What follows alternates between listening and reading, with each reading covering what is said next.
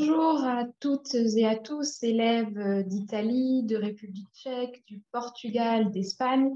Nous sommes ravis de pouvoir vous accueillir aujourd'hui dans le cadre de cette masterclass du concours Portavoz Europa. Je suis Aude Molin-Chusville, attachée de coopération éducative à l'ambassade de France à Madrid. Avec mon service, qu'est-ce qu'on fait? Une partie de notre travail, c'est de promouvoir l'enseignement des langues vivantes dans le système éducatif espagnol et plus particulièrement donc le français. Et parmi les nombreux projets que nous avons pour vous, élèves, c'est ce concours Portavoz. Portavoz Europa, c'est la 3e édition de ce concours qui a été organisée par l'équipe ici à l'ambassade.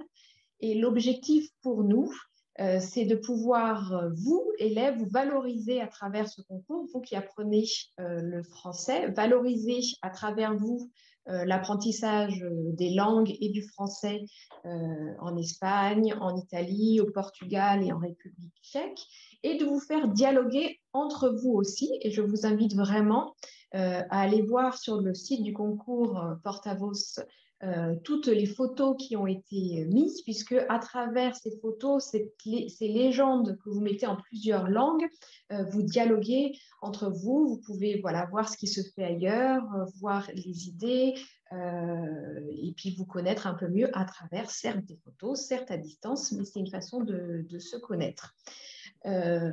Cette année, dans le cadre de la présidence française du Conseil de l'Union européenne, on a choisi d'avoir une thématique européenne. Et ce concours qui était jusqu'à présent à destination des élèves espagnols, cette année va se dérouler dans 4 pays différents. Et vous êtes accompagnés par mes collègues en poste que je remercie, toutes les équipes des ambassades de France en Italie, en République tchèque et au Portugal. Et tous les parrains aussi photographes qui vous accompagnent pour réaliser ces photos et mettre une légende aussi par rapport à ces photos. Donc un grand merci aux parrains de ces éditions, Lucas Solar en Italie, Catherine Radossa pour la République tchèque et Rita Castro-Neves pour le Portugal. Et un grand merci aux parrains de cette édition européenne, Eduardo Navé, et à Rosel Messenger, qui est là aujourd'hui pour l'édition espagnole. Aussi une édition européenne parce que le thème, par rapport au thème que nous avons choisi, thème Construire l'Europe, puisque vous êtes les décideurs de demain de l'Europe. Donc pour nous, Construire l'Europe, c'est une façon de vous faire parler de ce que l'Europe représente pour vous, ce que l'Europe pourra être demain. Les valeurs de l'Europe, voilà. Et le parrain de cette édition européenne, Eduardo Navé, vous a mis à disposition une série de photos qu'il a prises entre 2003-2005 et en 2019 sur les plages de débarquement, parce que pour lui, l'Europe, la construction de l'Europe se fait vraiment en écho à la Seconde Guerre mondiale et la construction de la paix. Il nous invite à réfléchir sur cette trace de l'histoire qui ont permis la paix. Et ce thème aujourd'hui est encore beaucoup plus d'actualité par rapport au contexte politique international que nous connaissons. Donc vraiment, merci à vous. Prenez plaisir à faire ce concours, autant qu'on prend du plaisir à voir tous les jours les photos que vous mettez. Et je tiens à remercier, je vais vous présenter Rosel Messenger qui est ici aujourd'hui avec nous, qui va vous donner encore plus l'envie de prendre une photo.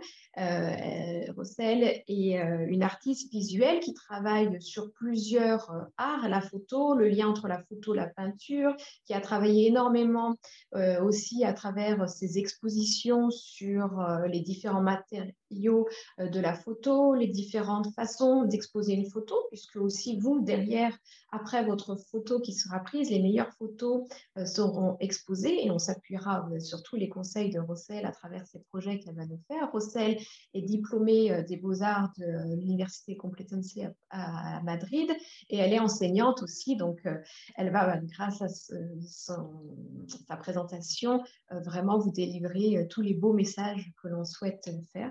Rossel, je te laisse la main et je te remercie, Rossel, parce que Rossel va s'exprimer en français et donc elle rejoint là complètement la thématique de ce concours, de faire voyager les langues, voyager les cultures. Rossel, merci à toi. Euh, avec Elodie va te poser une première question et après on va découvrir ton très beau, enfin tes très beaux projets. Merci. Bonjour, bonjour à tous. Et merci à vous aussi, Elodie et Aude, pour l'invitation et aussi à Joseph. On a bien parlé, on a eu des conversations, non, pour faire une bonne expérience de cette ère. Merci Rossel, bonjour à tous. Alors Rossel, avant de nous parler de tes travaux, peux-tu nous dire qu'est-ce qu'un projet photographique et comment on réalise un projet photographique? Oui, bonjour. J'aimerais bien savoir si vous êtes en train de bien écouter, parce que j'ai lu qu'il y avait des gens qui avaient des problèmes. On écoute bien? Bonjour. Ah, ok. Je Ça y pense est. que ça marche, ça y est. Oui, merci. Merci. Oui, pour faire un projet, surtout, on est en train de parler sur l'Europe. Je crois qu'il faut penser à des sujets qu'on a bien partagés pendant une histoire commune, l'idée de la démocratie. On va voir aussi des problématiques de la guerre, c'est ça qu'on va voir dans mes projets. Et aussi, on va parler un petit peu sur les minérales, la situation minérale sur l'Europe. Et ça peut être, on va voir des idées. Et normalement, pour vous, pour faire un projet, il faut toujours penser à une idée, un sujet qui vous intéresse. Ça peut être, comme j'ai dit, la démocratie, l'histoire, les problèmes historiques, la guerre froide, bien sûr, toute la situation avec l'industrie minérale et comment l'Europe, tristement, on a besoin des ressources d'autres pays qui finalement, on est en train de nous donner pas mal de problèmes. Non? Et on va voir aussi comment on peut prendre une photo. Et sur la plupart des photos que vous allez voir, ce sont des photos que j'ai prises avec une caméra photographique. Mais bien sûr, vous pouvez bien utiliser un téléphone portable, un cell phone. Et surtout, il faut que vous pensiez à ce que vous voulez exprimer et comment vous allez faire un dialogue entre les concepts, l'idée et la manière d'exprimer cette idée. Ça veut dire, parce que pourquoi vous voulez utiliser le noir et blanc ou la couleur pour la photo, ou vous voulez faire une photo très avec beaucoup de, comme on dit en anglais, comme un blur, non? Sans avoir une foco. Non? Et il faut que vous pensiez au sujet et comment vous voulez parler de ce sujet. Et ça, je pense que c'est une chose très importante. Merci beaucoup Rossel. Donc on te laisse le micro et pour nous parler de tes différents projets. Ok, on va voir un petit peu, mais on va commencer par voir. Moi, j'ai fait comme Aude et Elodie, ils ont dit. Je vais voir.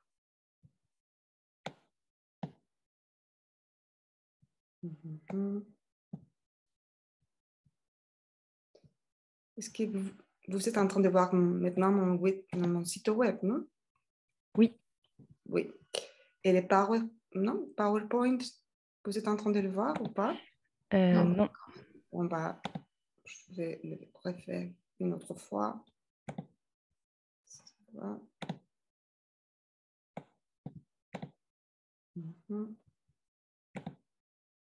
Ok, on est ici. Ça marche. Oui, moi, je suis une artiste visuelle, Rossel Messerer. Je m'appelle Rossel Messerer. J'ai fait un doctorat à la Universidad Complutense de Madrid. Je suis sûre qu'il y a des élèves de Madrid, ici, de toute l'Espagne, aussi d'autres pays qui connaissent bien cette université. je voulais vous montrer. Normalement, ce que je fais, comme j'ai dit, j'essaye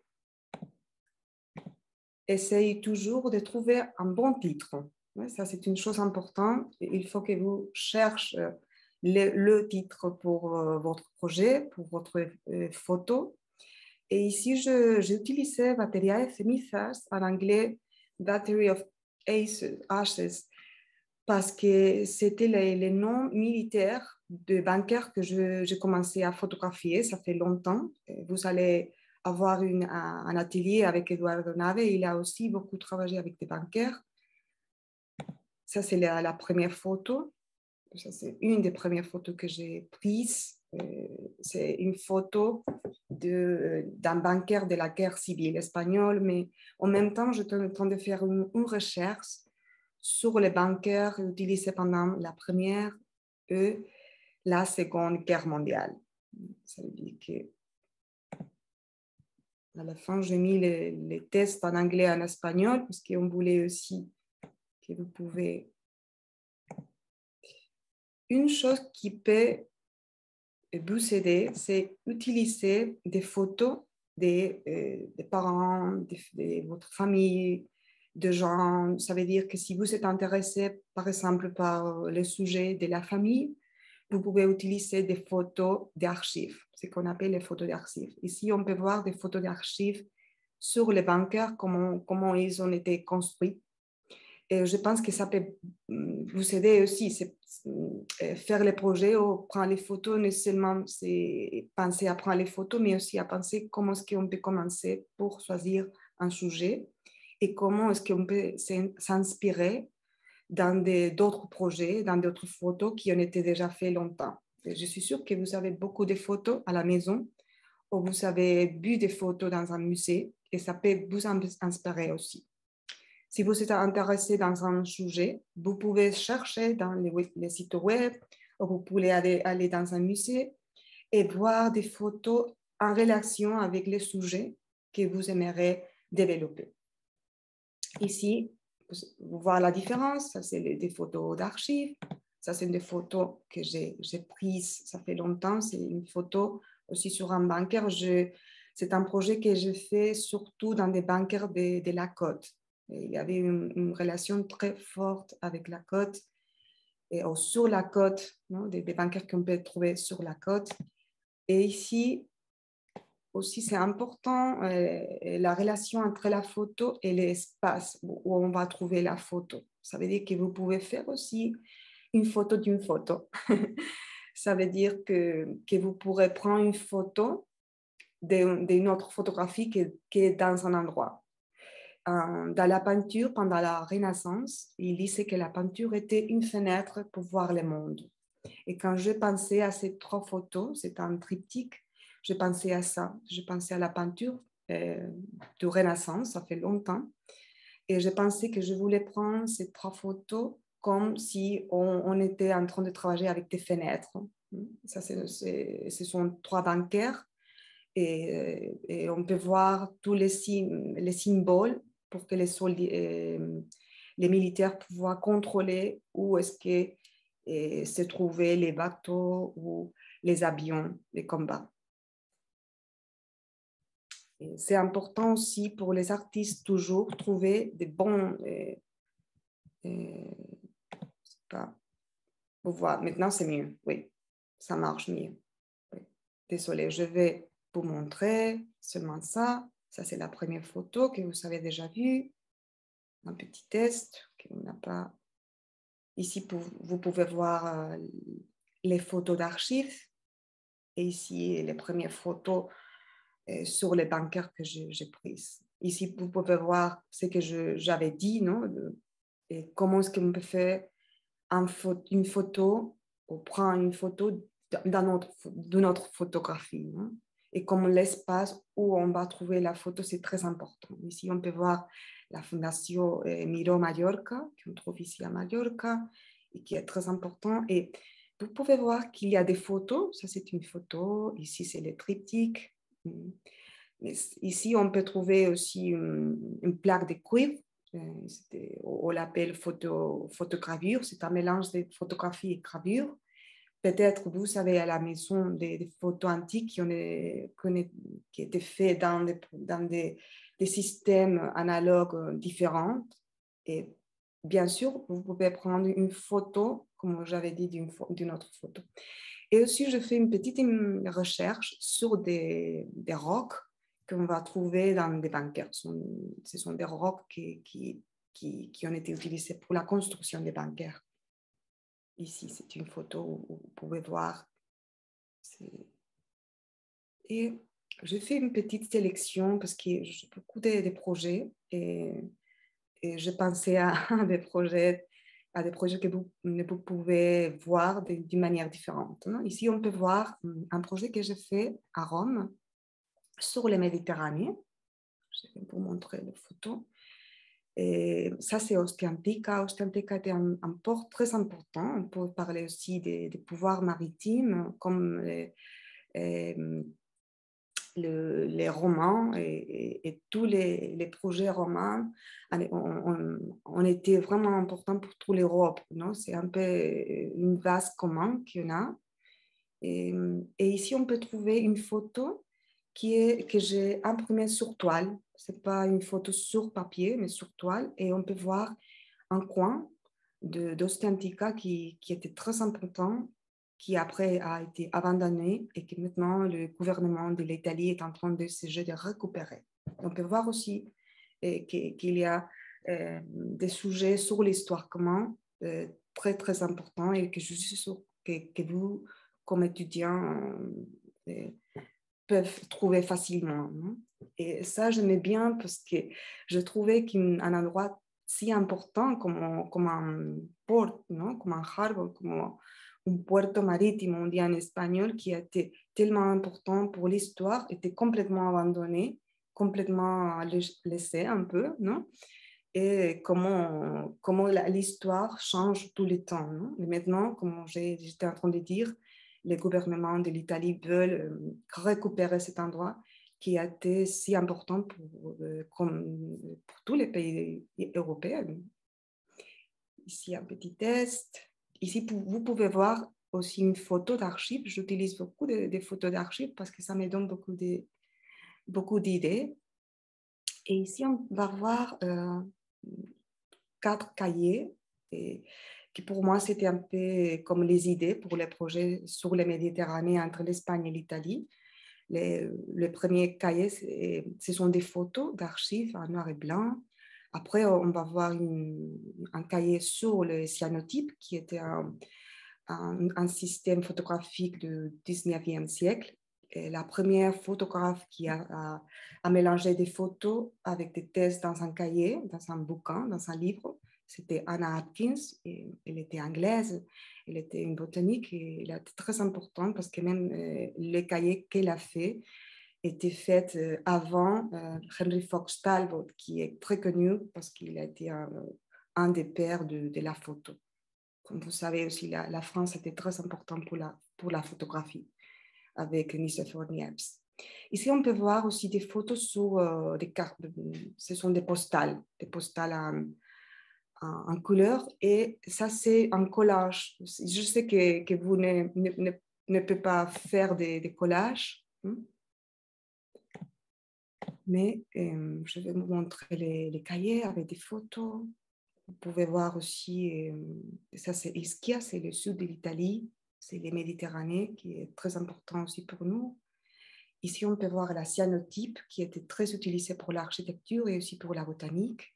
Et ça, j'aime bien parce que c'est pas comme on dit en français, peut-être grenade ou grenade, c'est une fruit qui s'appelle granada en espagnol.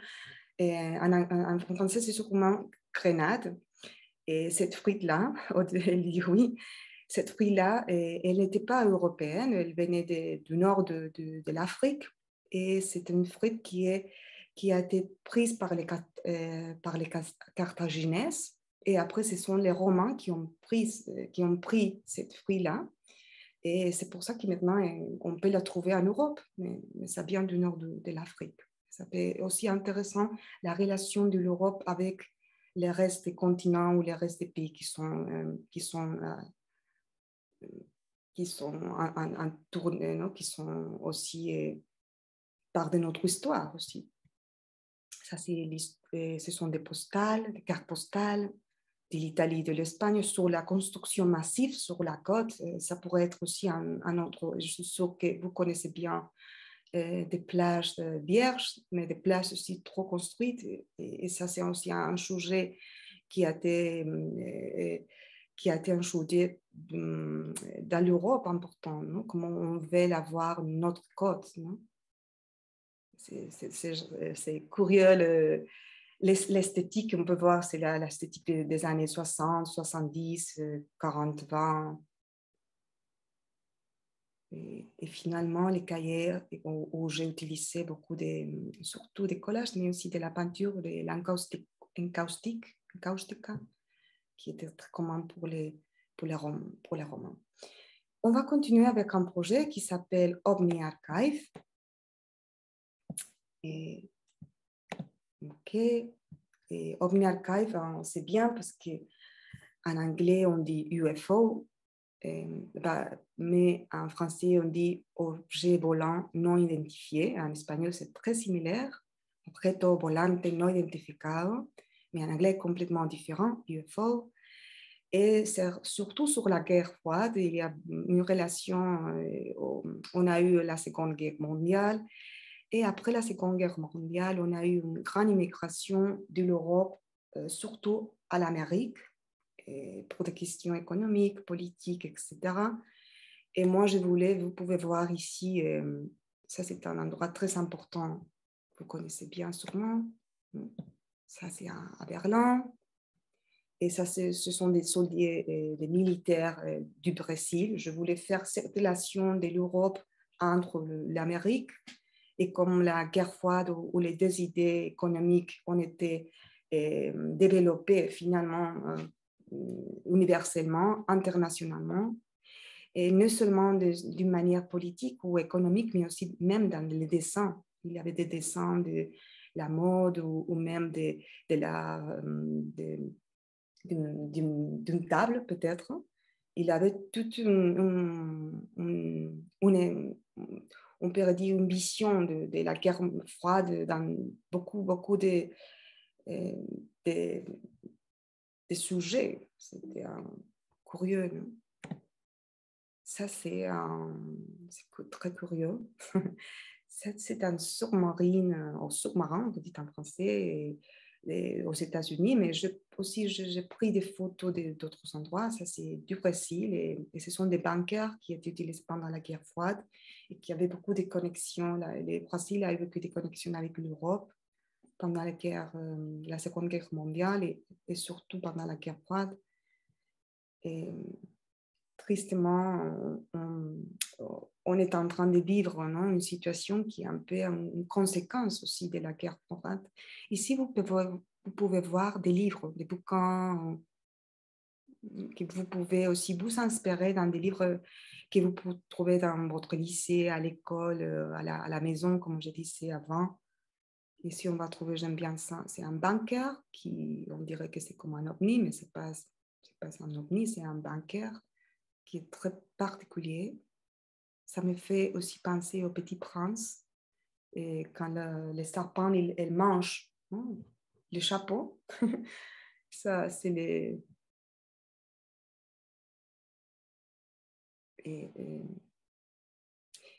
Ici aussi, vous allez trouver une photo traditionnelle. Ici, un mélange de gravure et de photos.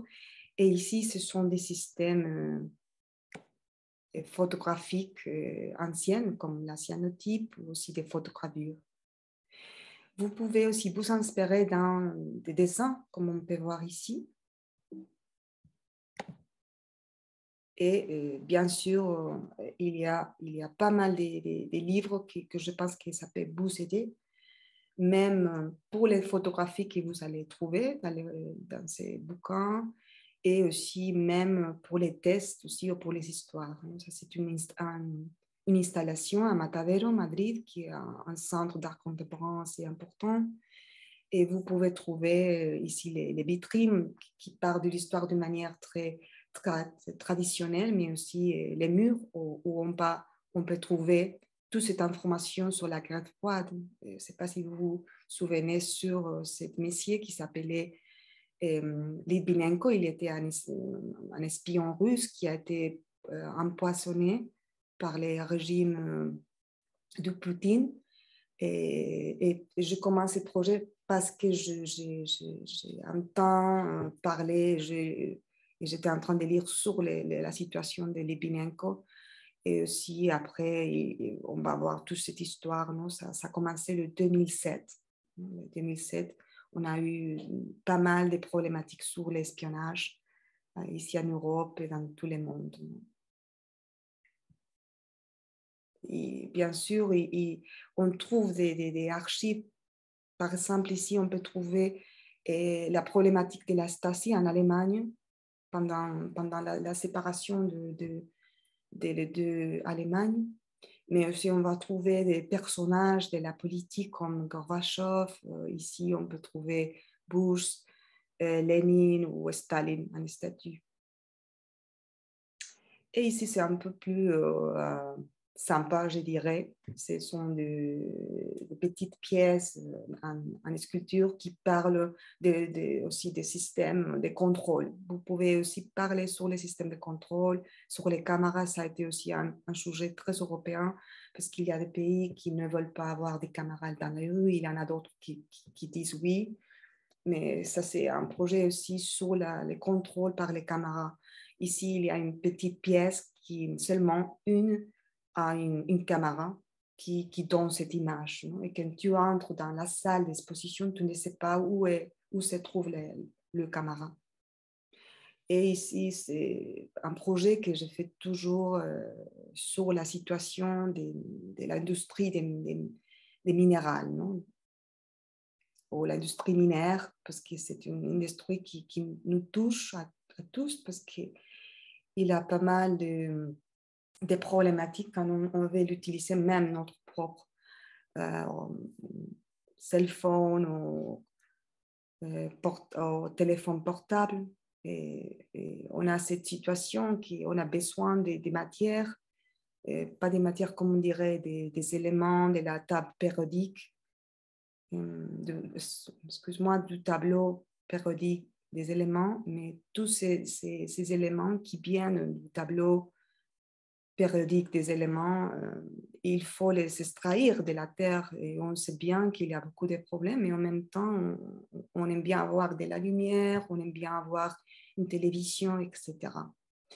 Ici, vous pouvez voir aussi un cahier sur des plans que j'ai récoltés dans des endroits très industrialisés, surtout dans des endroits où on trouve beaucoup d'industries minières. Et ici, j'utilise les blueprints, on dit en anglais, cyanotypias, et ce sont les plantes directement. Et j'utilisais ce système photographique parce que je trouvais qu'il y avait une bonne relation. La cyanotype était toujours utilisée pour faire des photos, comme je disais avant, pour la botanique. Non? Et je pense que vous devez penser à comment vous voulez prendre la photo et pourquoi vous voulez faire une photo, comme je disais avant, en couleur, en noir et blanc, tout en rouge. Par exemple, ici, on peut voir une industrie aussi au sud de l'Amérique, et ça, c'est l'installation. On peut voir ici d'autres images où j'ai mélangé, par exemple, aussi des cyanotypes avec une carte. Ça peut beaucoup vous aider. Il y a des cartes merveilleuses et ça pourrait aussi vous donner des idées. Et si des petits, ça c'est, j'oubliais, ça ce sont des saltes ici, ça c'est du cuivre, etc.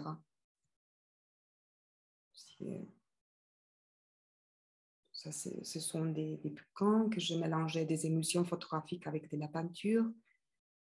Et pour finir, vous pouvez voir aussi d'autres, comment on peut penser à prendre des photos, non seulement d'une carte géologique, qu'on peut voir ici, mais aussi même si vous voulez faire des photos des espaces. Non? Au début, je crois que vous devez penser à ce qui vous intéresse, ce qui vous inspire, et après penser comment est-ce que vous voulez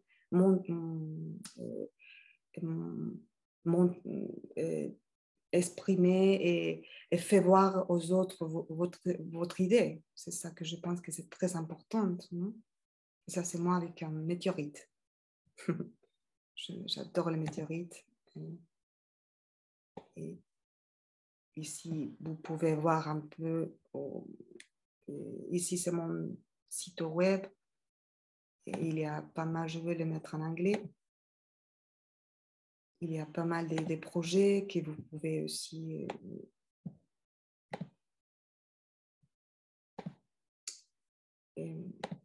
voir si ça peut vous aider. Ça, c'est un projet que j'ai fait avec de la photo et aussi avec la collaboration avec des gens de la science. Merci bien. Rossel, on ne voit pas ton site. Non, non, ok. Non, tu peux le remontrer. Je vais voir. Ok, ici. Maintenant, parce que ça, c'est le site web. Maintenant, ça se voit. Oui, Hein? Oui, merci. Parfait. Ici, vous pouvez trouver plusieurs projets que j'ai fait depuis longtemps.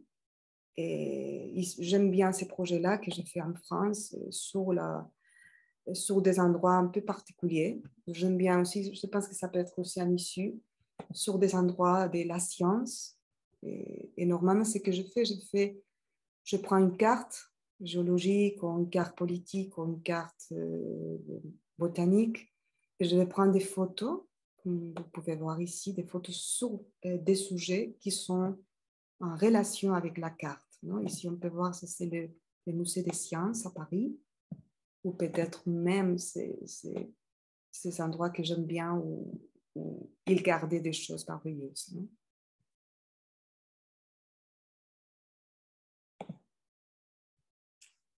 Et je voudrais aussi vous montrer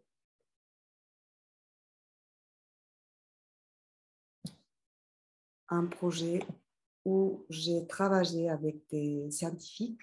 Ça peut aussi vous aider beaucoup. Parce que ça, il y a pas mal aussi de sujets très contemporains, très actuels qui parlent de la situation du monde et de notre manière de voir le monde. Je vais vous montrer ici. Je ne sais pas si vous connaissez ça. Ça, c'est une presse à châssis qui était une presse utilisée au début de la photo.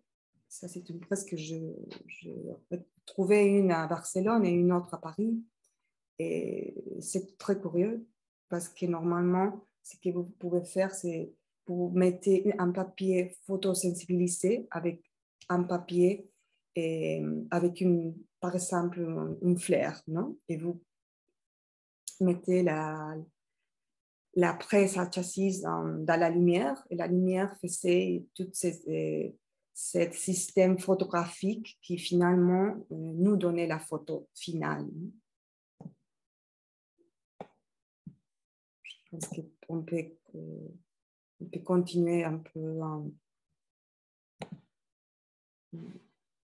Merci, parce que comme on va parler sur comment ils peuvent prendre les photos et tout ça, je peux continuer à donner d'autres idées, des autres idées. Merci beaucoup, Rossel. Je suis sûre que tes travaux seront une grande source d'inspiration pour tous les élèves. Et d'ailleurs, je vous rappelle que pour participer au concours, vous avez jusqu'au 9 mai.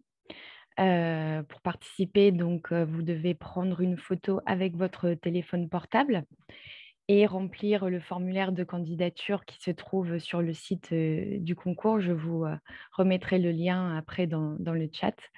Donc voilà, vous devez prendre une photo et écrire une légende traduite en 5 langues, dont le français.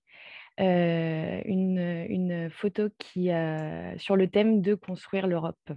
Alors, Rossel, à toi, que t'inspire-t-il ce thème de construire l'Europe? Mhm. Je pense qu'il faut non seulement penser au passé dans l'histoire, mais aussi ça pourrait être intéressant de comment est-ce que vous voulez dans le futur voir l'Europe, non? Quelles sont les choses qui peuvent nous aider à améliorer l'Europe? Et dans le monde de l'art, l'Europe a été très importante parce qu'il nous a bien aidé à la libre circulation. Par exemple, pour nous, c'était très compliqué d'envoyer des œuvres d'un pays dans l'autre, simplement de l'Espagne à la France, quand les camions avec tous les œuvres d'art devraient partir et arriver en France. On était les bordères, on était la frontière, et ça nous donnait beaucoup de problèmes, vraiment, parce qu'il y avait toujours un contrôle sur les œuvres d'art qui étaient très protégées, qui étaient toutes en papier. Et finalement, dans beaucoup de cas, la police, c'est pas vous ne dites pas la frontière, vous dites la poste de contrôle, vous dites non. Et finalement, il y avait toujours des œuvres qui devraient contrôler s'ils étaient vraiment les œuvres qui étaient dans la liste, non? Oui, Et ça, c'était plus cher, c'était plus difficile parce qu'on devait toujours penser à comment les choses devraient passer d'un pays, d'un pays dans l'autre, sans avoir des problèmes pour la conservation des œuvres, non? Et heureusement, la communauté européenne nous a bien aidé à pouvoir faire des bonnes relations dans le pays européen et des transportations des œuvres qui étaient très, très difficiles avant. Il était très, très difficile. Et aussi, ça nous a bien aidé à pouvoir maintenir notre patrimoine. On voit qu'il y a des villes comme Carthagène au sud-ouest de l'Espagne qui ont été très, très bien améliorées grâce aux aides de l'Europe pour le patrimoine. Et ça, pour un pays, pour des pays, dans tous les pays européens, on a beaucoup de patrimoine historique, et surtout dans l'architecture. Et c'est très difficile pour nous de tout payer, non? Et ça nous a bien aidé. Vous pouvez aussi parler de ça. Vous pouvez parler du passé, du présent, du futur, mais aussi des idées positives sur l'Europe, non? Sur ce qu'on pense qu'on voulait, non? Que l'Europe sera dans un futur proche.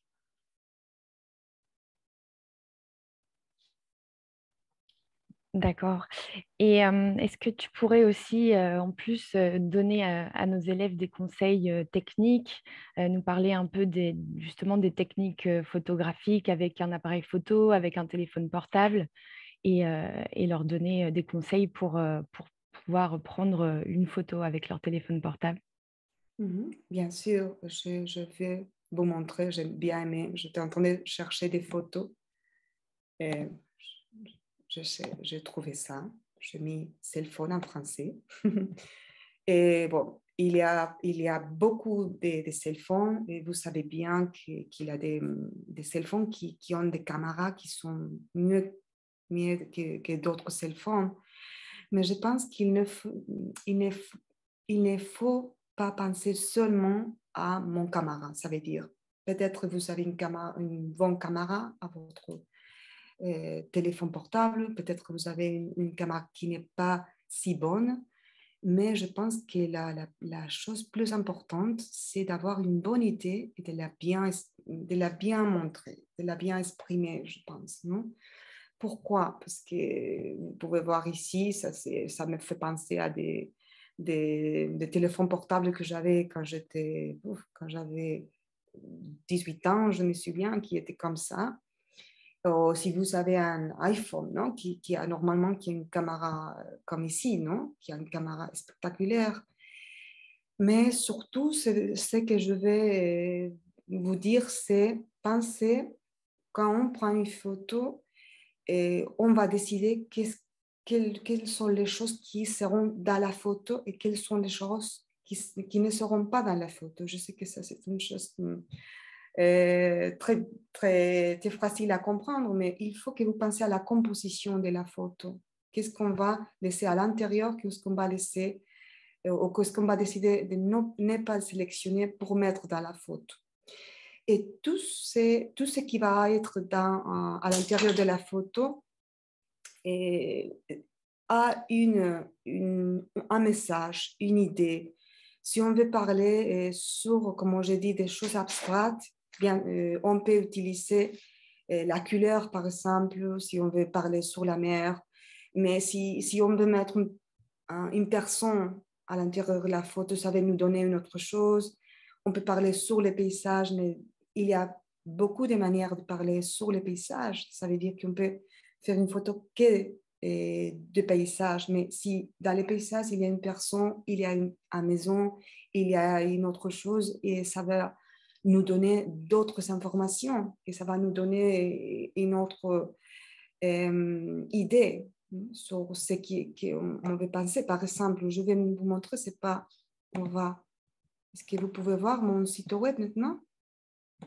Oui, je vois l'Élodie. Oui, peut-être. Qu'est-ce qu'on pense si on a une photo comme ça? Ça, ce sont des photos d'archives, mais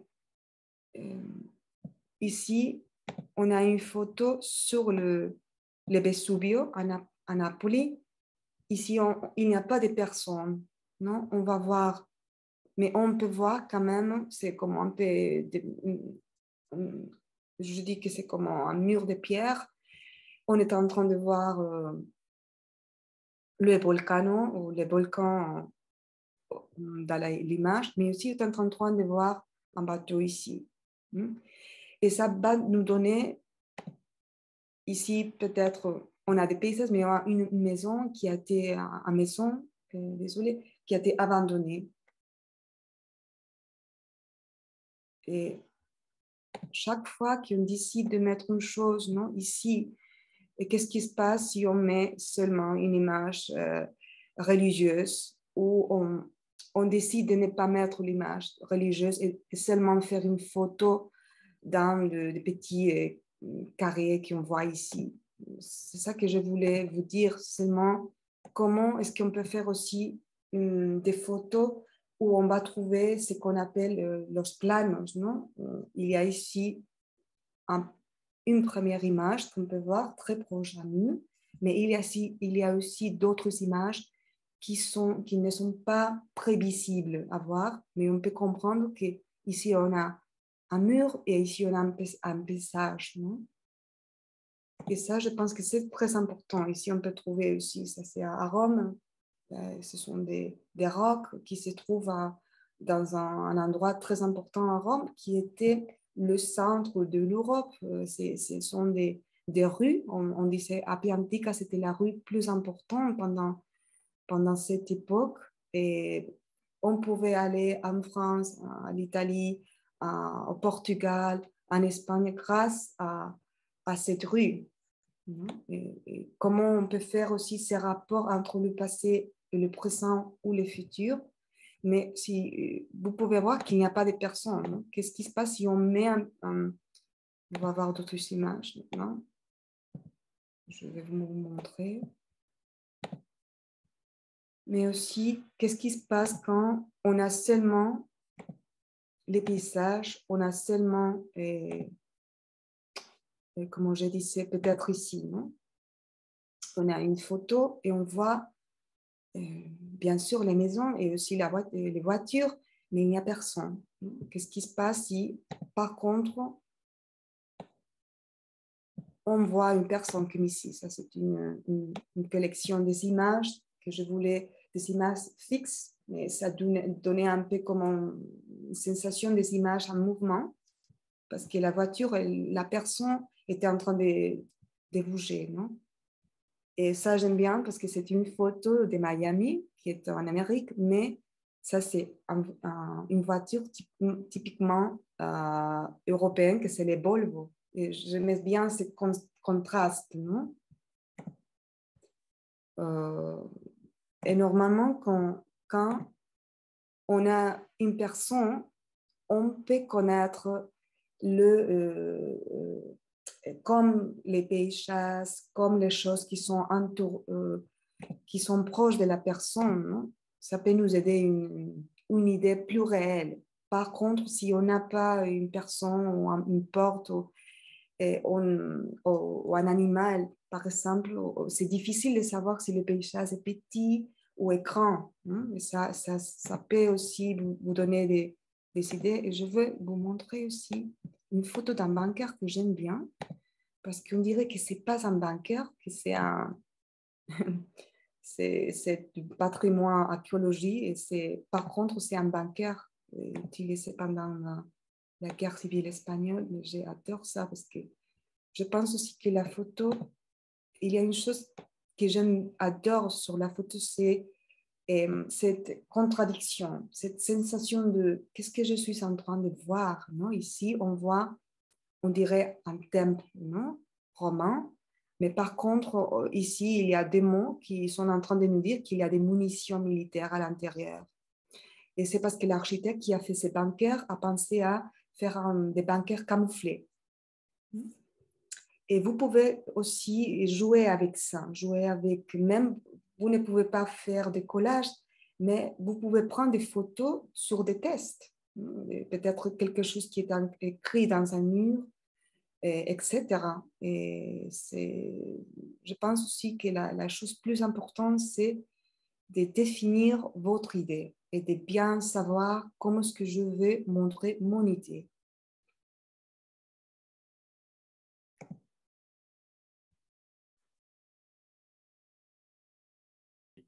Merci beaucoup, Rossel. Donc, je pense que c'est important de le rappeler, peu importe le téléphone et la qualité du téléphone, ce qui est important, c'est l'idée qu'on peut exprimer, qu'on veut exprimer et bien réfléchir et penser à ce qu'on veut inclure dans la photo ou ne pas inclure dans la photo pour justement exprimer cette idée. C'est vrai que c'est bien si vous avez une bonne caméra dans le téléphone portable, mais ne pense pas que peut-être pour avoir une caméra qui n'est pas si bonne, vous n'aurez pas un bon résultat. C'est ça que je voulais dire. Merci. Tout à fait. Merci beaucoup, Rossel. N'hésitez pas vraiment, si vous avez des questions pour Rossel, à les poser dans le chat. C'est le moment. Il nous reste un peu de temps pour répondre à vos questions et concernant aussi le concours.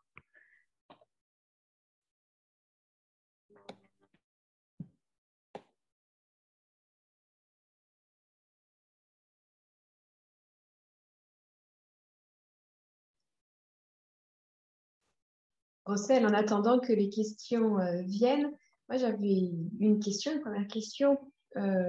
Pourquoi es-tu devenue photographe? Et si des élèves veulent être photographes, voilà. Et, parce que je trouvais que la caméra, ça nous donne beaucoup de possibilités à prendre des photos. Mais la première fois que j'ai fait des photos de manière analogue.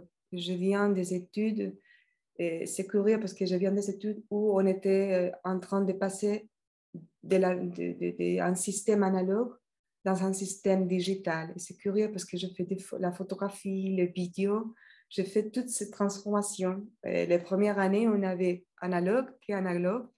La deuxième année, on n'avait que digital. Et c'est pour ça que je mélange beaucoup cette chose digitale analogue. Et la photo aussi, on pense toujours à la photo comme une manière de documentation, mais la photo a beaucoup de possibilités. C'est pas seulement prendre une photo. Et je trouvais qu'avec une caméra, on peut exprimer beaucoup de situations, des choses qui sont en train de se passer. Et c'est une manière surtout très directe. Non? La photo nous donne quand on est en train de faire un dessin, c'est une autre manière de comprendre. Non? Ça prend plus de temps. Si on est en train de faire une peinture, c'est la même chose. Les temps sont différents. Mais en même temps, je pense que la photo a été une manière aussi de donner aux gens qui peut-être ne pouvaient pas dessiner, n'étaient pas bons à faire à peindre, non? D'avoir une possibilité de voir le monde, surtout la photo, ça a bien changé notre manière de voir le monde. Ça a totalement changé parce que tout à coup, on avait la possibilité de voir les choses très, très petites, de voir l'univers aussi, non? Et ça c'est devenu par la photo. Et je pense aussi que pour les élèves, pour les étudiants, vous avez un téléphone portable, ça veut dire que ce n'est pas nécessaire d'avoir de la peinture, ce n'est pas nécessaire d'avoir euh, euh, une une structure très forte, non, pour pouvoir exprimer d'autres idées.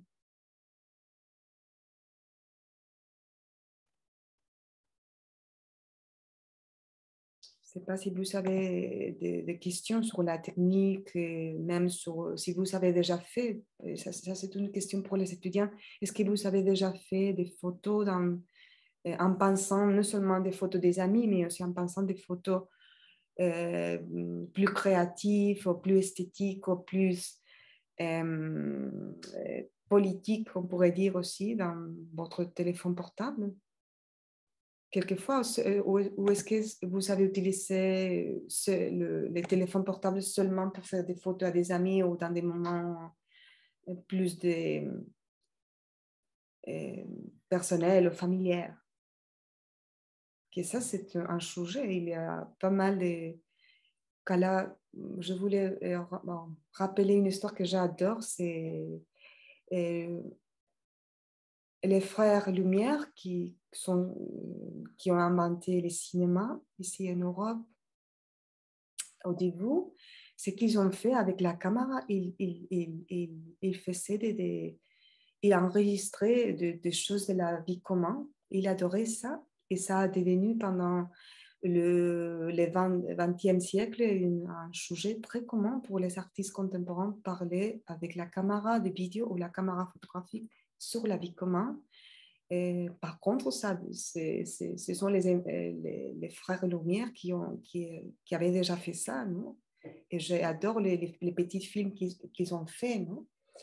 Et comme vous savez aussi, Georges Méliès, il est le père du cinéma de science-fiction, il était né en France, et c'est lui qui a fait cette mélange avec le théâtre et la caméra cinématique, et ça, finalement, la conclusion a été le cinéma de science-fiction. C'est incroyable, non? Comment, quand on pense, non seulement quand on mélange les différents systèmes, on trouve d'autres choses aussi, non?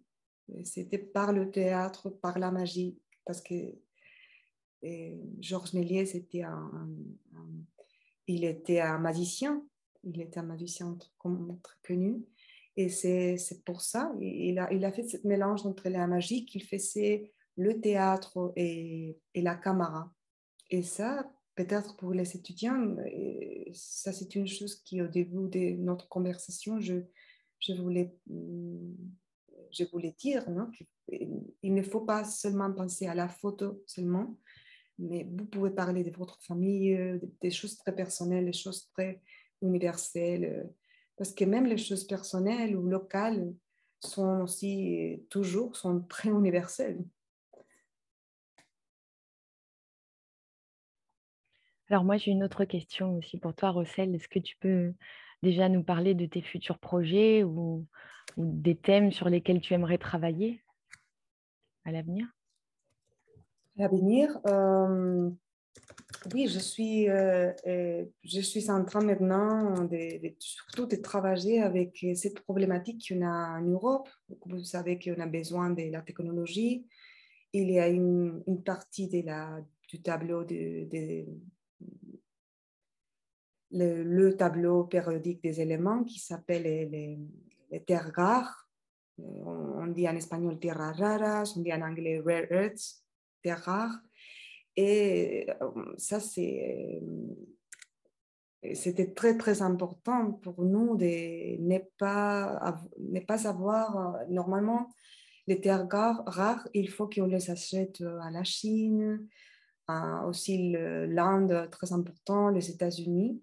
Mais depuis longtemps, l'Europe est en train de faire des recherches pour voir comment est-ce qu'on peut être aussi d'avoir notre propre élément, notre propre minéraux, pour ne pas avoir la nécessité, non, je dis ça parce que s'il y a une chose que nous avons en commun en Europe, c'est notre idée de la démocratie, et ça c'est très important. Et pour nous, c'est très difficile quand on voit la situation maintenant à l'Ukraine et la Russie. C'est très compliqué de comprendre comment est-ce qu'on peut. Et on a vraiment. Et on a besoin de cette matière et on est vraiment des besoins de matières on devrait vraiment faire une recherche si on a cette matière-là dans l'Europe pour ne pas être contrôlé par des pays où la démocratie n'existe pas. C'est ça. Vraiment, c'est très problématique pour nous maintenant.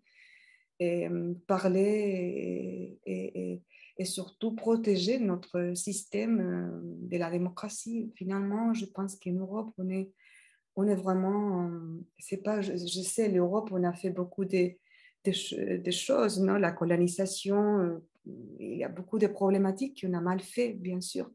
Mais à la fin, on a bien lutté. On a eu des guerres mondiales. Ici en Espagne, on a eu une guerre civile. On a bien lutté pour avoir une démocratie, pour avoir des droits pour les travailleurs. Tous, on est en train de travailler, non?